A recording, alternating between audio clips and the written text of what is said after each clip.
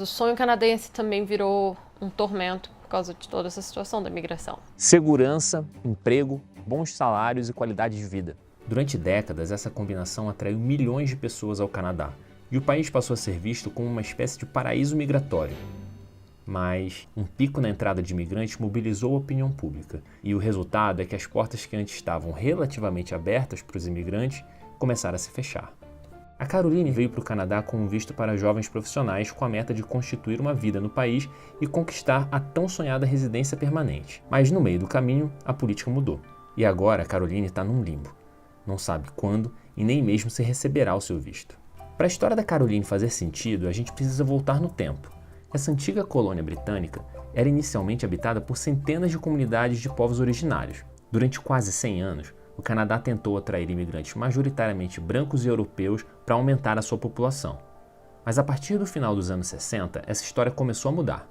Neste novo esquema, o potencial imigrante passava a ser avaliado de acordo com critérios como qualificação profissional, perspectiva de conseguir emprego e quais idiomas eles falavam. A política de incentivo à imigração chegou ao auge durante o governo do premier liberal Justin Trudeau. Com uma baixa taxa de natalidade e uma população que estava envelhecendo, o país viu na imigração uma forma de atrair trabalhadores para áreas como os serviços, cuidados de saúde e agricultura. Entre 2015 e 2024, o país emitiu 3,6 milhões de vistos de residência permanente. Em 2022, quase 1 em cada 4 habitantes havia chegado ao Canadá como imigrante. É a porcentagem mais alta entre os países que compõem o G7. Só que logo vieram também os contratempos.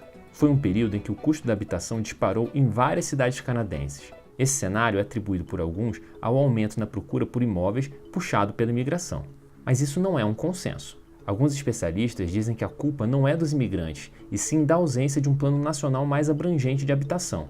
A mesma discussão se dá em torno dos serviços públicos, como os de saúde, que estão cada vez mais pressionados.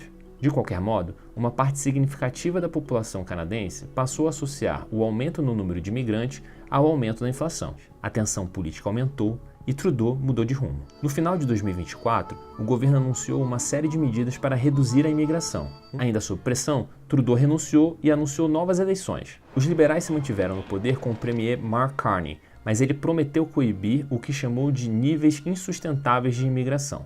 Seu governo propôs recentemente um projeto de lei com mais restrições às solicitações de refúgio. Todo esse clima afetou a vida de quem escolheu o Canadá para ter uma vida melhor. E assim a gente volta para Caroline.